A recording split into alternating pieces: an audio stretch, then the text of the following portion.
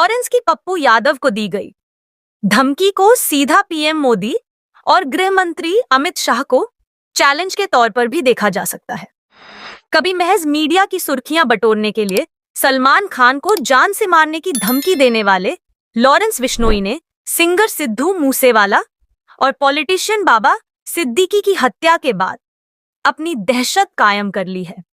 इसी दहशत को कायम रखने के लिए लॉरेंस बिश्नोई के गुर्गों ने अब पूर्णिया से निर्दलीय सांसद पप्पू यादव को भी जान से मारने की धमकी दे दी है।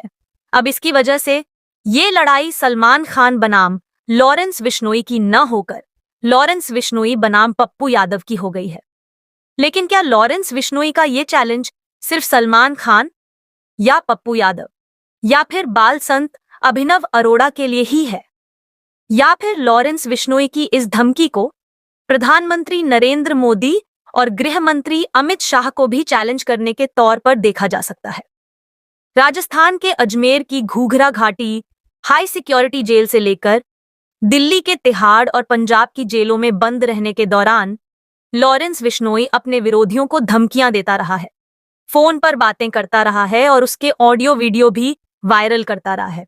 तब सवाल उस जेल प्रशासन के साथ ही उस राज्य की पुलिस और सरकार के मुखिया पर उठते रहे हैं कि आखिर जेल में बंद एक अपराधी कैसे खुलेआम फोन का इस्तेमाल कर सकता है। इसको लेकर कई बार जेल अधिकारियों पर एक्शन हुआ, पुलिस वालों पर एक्शन हुआ और लॉरेंस बिश्नोई की जेल बदली भी हुई। लेकिन अब जिस जेल में लॉरेंस बंद है वो जेल गुजरात के अहमदाबाद की साबरमती जेल है।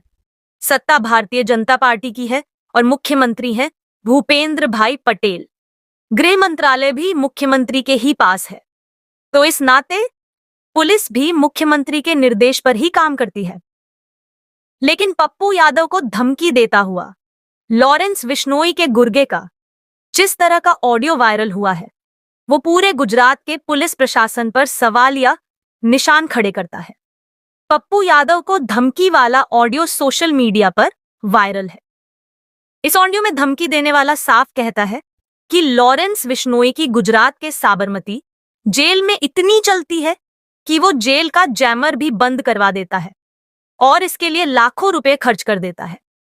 यानी कि लॉरेंस के गुर्गे की ये धमकी इस बात की तस्दीक करती है कि लॉरेंस जेल में बैठकर भी जो चाहे कर सकता है और कर रहा है।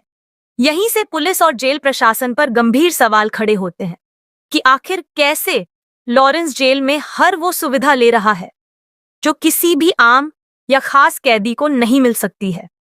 अब हो सकता है कि इस ऑडियो के वायरल होने के बाद जेल प्रशासन के कुछ अधिकारियों पर एक्शन लिया जाए, लेकिन लॉरेंस की इस धमकी को सीधा पीएम मोदी और गृह मंत्री अमित शाह को चैलेंज के तौर पर भी देखा जा सकता है, क्योंकि भले ही गुजरात के मुख्यमंत्री और गृह मंत्री भूपेंद्र भाई पटेल हों, लेकिन गुजरात से ही आने वाले प्रधानमंत्री मोदी और गृह मंत्री अमित शाह का देश के साथ ही गुजरात की राजनीति में कितना दखल है ये किसी से छिपा नहीं है।